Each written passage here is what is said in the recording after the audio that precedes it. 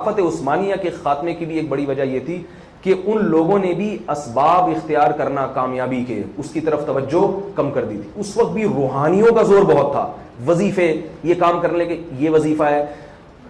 میں نے کسی بڑے عالم سے سنا کہ خلافت عثمانیہ نے ایک بہت بڑا بحری بیڑا خریدا تھا اپنے ڈیفنس کے لیے, جنگی جہازوں کا.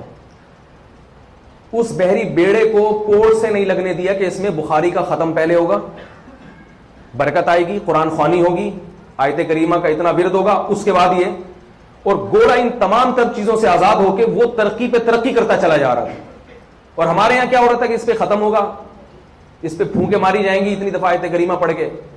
تو بھائی صحابہ کے دور میں تو ہمیں نہیں ملتی ہیں چیزیں, اتنی پھونکے کہاں سے لوگ لاتے ہیں, اس کو بھی پھونک لگا دو, اس کو بھی پھونک لگا دو. ٹھیک ہے, ایک چیز کی ایک حد تک اہمیت ہے, میں اس کا منکر نہیں ہوں کہ نفس پھونک ہی کا میں انکار کر دوں, لیکن یہ کہ آپ دیکھیں کہ دنیا کہاں جا رہی ہے اور آپ کن چیزوں میں پڑے ہوئے ہیں. فوج نہیں بنائی خلافت عثمانیہ نے, بھائی اتنی بڑی خلافت ہے, آپ ایک باقاعدہ منظم فوج تو بنائیں, اس کی ٹریننگ سینٹر تو, فوج ہی نہیں تھی کوئی باقاعدہ. تو اس طرح پھر کبھی بھی کامیابی قدم نہیں چومتی. ہم نبی صلی اللہ علیہ وسلم کی سیرت کو دیکھتے, آپ نے اس دور میں کامیاب ہونے کے لیے اس دور کے جتنے وسائل تھے تمام وسائل کو اختیار کیا آپ صلی اللہ علیہ وسلم نے. یہاں تک کہ علماء نے لکھا ہے کہ آپ صلی اللہ علیہ وسلم نے جن کو سفیر منتخب کیا, اب دیکھیں نبی نے اسباب کتنے اختیار کیے. ہم نے اپنے علماء سے ایک بہت اہم بات سنی, بڑی قیمتی بات, کہ نبی صلی اللہ علیہ وسلم کی سیرت میں معجزے اور کرامتوں کا بہت تھوڑا تذکرہ ہے. زیادہ تذکرہ ہے اس دور کے جو سائنٹیفک اسباب تھے اور جو کسی بھی چیز کی جو لاجک تھی, یعنی آپ صلی اللہ علیہ وسلم کے ہر کام کی کوئی نہ کوئی لاجک تھی اس کے پیچھے. صلح حدیبیہ میں ہم دیکھتے ہیں جذبات یہ تقاضا کر رہے ہیں کہ دشمن کی اینٹ سے اینٹ بجا دو, مگر عقل کیا کہہ رہی ہے, بھائی تم 1400 ہو اور وہ ہزاروں کی تعداد میں ہے.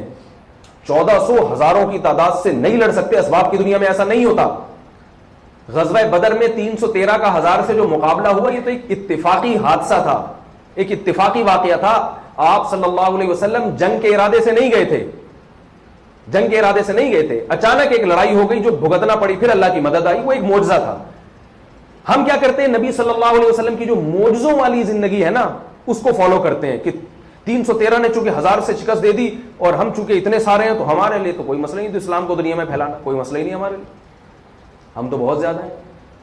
بھائی آپ کیسے, نبی صلی اللہ علیہ وسلم نے غزوہ بدر میں لڑائی نہیں لڑی ہے, غزوہ احد میں آپ صلی اللہ علیہ وسلم نے صرف دفاع کیا ہے, اقدام نہیں کیا, صرف دفاع کیا ہے. کیوں, خود سے پہل کیوں نہیں کی؟ بھائی ہماری اتنی افرادی قوت نہیں ہے کہ ہم اتنے بڑے دشمن سے ابھی لڑائی کریں, افرادی قوت نہیں ہے ہمارے پاس.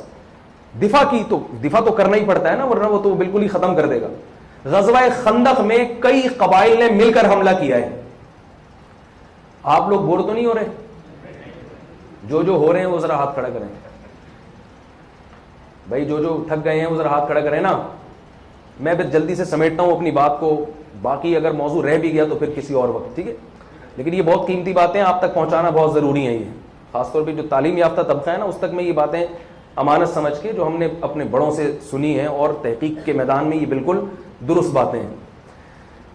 نبی صلی اللہ علیہ وسلم نے غزوہ خندق میں کیا کیا ہے, چاروں طرف سے قبائل نے حملہ کیا. تو آپ نے یہ نہیں کہا ہم ان تمام قبائل سے لڑیں گے اور ان کی اینٹ سے اینٹ بجا دیں گے. بھائی اسباب کی دنیا میں ایک قوم کا ایک وقت میں 10 قوموں سے مقابلہ ممکن نہیں ہے. آپ نے مشورہ لیا, مشورہ اس لیے کہ بھائی ممکن ہے کوئی ایسا مشورہ ہمارے سامنے. مشورہ کیوں لیا؟ آپ صلی اللہ علیہ وسلم کا خیال تھا کہ میری سمجھ میں نہیں آ رہا کہ میں کیا کروں ایسے موقع پہ, اسی وجہ سے مشورہ لیا نا. اللہ نے وحی بھی نازل نہیں کی ہے. اللہ کیوں وحی نازل نہیں کر رہے ہیں؟ تاکہ قوم کو صرف وحی کے راستے پہ نہ ڈالا جائے کہ قوم ہر موقع پر خواب اور وحی کا انتظار کرے. ایسا ان کو نظام دے کے جاؤ کہ ان کو بتاؤ جب ایسی سچویشن ہوگی تو آپ نے کیا کرنا ہے. آپ نے جتنے بھی ماہرین ان کو بٹھا کے ان سے ٹاک کرنی ہے, ان سے ڈسکس کرنا ہے کہ بھائی کیا کرنا ہے, اور اس کے بعد غور و فکر کر کے کوئی رائے متعین کرنی ہے. حالانکہ آپ صلی اللہ علیہ وسلم کو مشورے کی ضرورت نہیں تھی. آپ چاہتے اللہ سے دعا کرتے اللہ تو خود بتا دے کیا کرنا ہے. اللہ نے کہا نہیں بتاؤں گا, مشورہ لیں. آپ نے قوم کو ایک راستہ دکھانا ہے, بھائی ایسی مشکلات میں وہی ہمیشہ تھوڑی نازل ہوگی. آپ صلی اللہ علیہ وسلم نے مشورہ لیا. صحابہ کرام کبھی اس قسم کی جنگ سے واقف ہی نہیں تھے کہ کبھی کسی قبیلے پر اتنے قبیلوں نے اچانک حملہ کر دیا. ان کی انفرادی لڑائیاں, ایک قبیلہ فلاں سے لڑ رہا ہے, فلاں اس سے لڑ رہا ہے, اس سے زیادہ نہیں ہوتا تھا. تو حضرت سلمان فارسی جو عجمی تھے, پرشین تھے, انہوں نے کہا کہ ہمارے ہاں ایسا ہوتا ہے، فارس میں ایسا ہوتا ہے کہ چاروں طرف سے قومیں حملہ کریں. آپ صلی اللہ علیہ وسلم نے پوچھا پھر تم کیا کرتے ہو؟ کہا یا رسول اللہ ہم خندقیں کھود دیتے ہیں چاروں طرف. خندقیں کھودنے سے یہ ہوتا ہے کہ گھوڑا جو ہے نا خندق کو کراس نہیں کر سکتا. پیدل تھوڑی آئیں گے، وہ پیدل آئیں گے تو پٹیں گے. پیدل کون آئے گا بھائی؟ عقل سے جو پیدل ہوگا وہ پیدل آئے گا. کیا خیال ہے بھائی؟ اور گھوڑا اتنی لمبی چھلانگ مار نہیں سکتا. تو اتنے لمبی لمبی چوڑی چوڑی خندقیں کھودی جائیں کہ کہیں سے بھی دشمن کی انٹری کا راستہ ہی نہ ہو. کتنا مشکل کام تھا. آپ صلی اللہ علیہ وسلم نے یہ نہیں کہا کہ بیٹھو آیت کریمہ کا ورد ہوگا بھائی، چلو بھائی سارے صحابہ بیٹھے جاؤ تسبیح لے کے آیت کریمہ پڑھو، بھوک لگاؤ، آلتو جلالتو آئی بلا کو ڈالتو پھو، ابو جہل پہ اور وہ جو اس وقت زندہ تھے ان پہ پھونکے مارو. یہ نہیں ہے.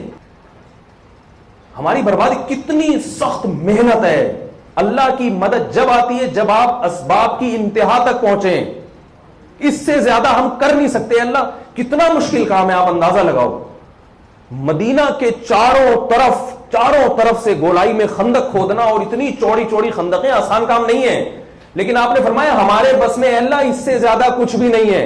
اور اس پہ بھی کامیابی یقینی نہیں تھی کیونکہ عین ممکن تھا وہ کوئی پل بنا لیتے یا. اور اس میں ایک بڑا نقصان یہ تھا کہ معاشی سطح پہ آپ پوری دنیا سے کٹ گئے کیونکہ جب وہ اندر نہیں آ سکتے تو آپ بھی تو مدینہ سے باہر نہیں جا سکتے. بہت مشکل ہے آپ لوگوں کو بات سمجھانا، بہت مشکل ہے. کتنا کہ بھائی وہ جب اندر نہیں آ سکتے تو مسلمان کتنے دن سروائیو کریں گے؟ تجارت جب تک نہیں ہوگی آپ کی دنیا سے، آپ کٹ گئے بالکل. ایران پر پابندی لگائی نا امریکہ نے، اس نے بہت سارے کھانچے کھول لیے، اب تک زندہ ہے. لیکن یہاں آپ کوئی کھانچا بھی نہیں کھول سکتے کیونکہ کھانچا کھولنے کے لیے کوئی راستہ تو چاہیے نا. کسی کو رشوت کھلا کے بھی آپ جب نکلتے ہیں تو نکلنے کے لیے تو کوئی راستہ ہو. تو کیسے نکلیں گے خندقوں سے؟ لیکن آپ صلی اللہ علیہ وسلم نے کیا سوچا؟ بھائی ہمارے بس میں فی الحال ان کو روک دینا ہے، اس کے علاوہ ہمارے بس میں نہیں ہے. پھر دیکھیں گے آگے کیا کرنا ہے، یہ پھر بعد میں اس پہ مشورہ ہوگا. ابھی تو روکو تو گئی، ان کو نہیں ہے تو یہ تو ہمیں کاٹ کے کھا جائیں گے. کس قدر محنت کی ہے وہ غزوہ خندق کا مشہور واقعہ. اور کیسے نبی صلی اللہ علیہ وسلم نے پیٹ پہ 2 پتھر باندھے ہیں، بھوک سے تڑپے ہیں.